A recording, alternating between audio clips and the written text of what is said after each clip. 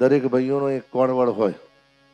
જેવા ઘેર આવે અને ગાડીનો એક હોર્ન મારે સમજવાનું એ જ, બીજો હોર્ન મારે તમે સમજવાનું અને ત્રીજો હોર્ન મારે સમજવાનું સાસુ. જ્યાં ભગવાન દ્વારિકા પધાર્યા, હસ્તિનાપુરની ગાદી ભગવાને ધર્મરાજને આપી. 5 પાંડવો આયા. કુંતાજીને પૂછ્યું, માં હવે અમારે એક વાત પૂછવી છે. શું? આપણા આશીર્વાદથી ને ભગવાન દ્વારિકાનાથની કૃપાથી હસ્તિનાપુરની ગાદી તો મળી, પણ માં આ ધતરાસ અને ગાંધારીનું કરીએ શું? કુંતાજી આંખ લાલ કરી. 5 દીકરાઓને પુત્રવધુ દ્રૌપદી કાન ખોલીને સાંભળો. ધતરાસ ને ગાંધારી આપણી સાથે આપણા જ મહેલમાં રહેશે. અને 5 માતા કહ્યું ને કે 5 દીકરા એ વારા પરથી દ્રૌપદી વારા પરથી ધતરાષ્ટ્ર અને ગાંધારીની સેવા કરવા જવાનું. નોકર ચાકર થાળી આપવા જશે નહીં. અને 5 જણે વારા પરથી થાળી આપવા જવાનું. અને કંઈક પણ અપશબ્દ બોલ્યા કે કંઈ પણ અવિવેકભરી વાણી બોલી અને કંઈક ધતરાસ કે ગાંધારીનો અવિવેક થયો તો 5 જણ કાન ખોલીને સાંભળી લો. તમારું જે થવાનું થશે, હું તાત્કાલિક હસ્તિનાપુર છોડીને જતી રહીશ.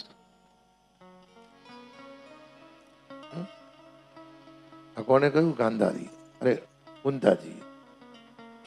અને અમુક વ્યક્તિ જુઓ સાહેબ, જીવનમાં ગમે તેવું દુઃખ પડે ને ગમે તેવી મુશ્કેલી પડે,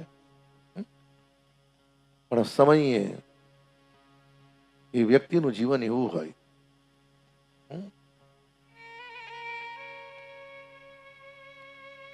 કે ભલે ને આખા ઘરે એની સાથે ગમે તેવો વ્યવહાર કર્યો હોય સાહેબ, પણ એનો સ્વભાવ એવો હોય ને કે મરતા સુધી વ્યક્તિ આખા પરિવારનું ને બધાનું ભલું જ કરે છે.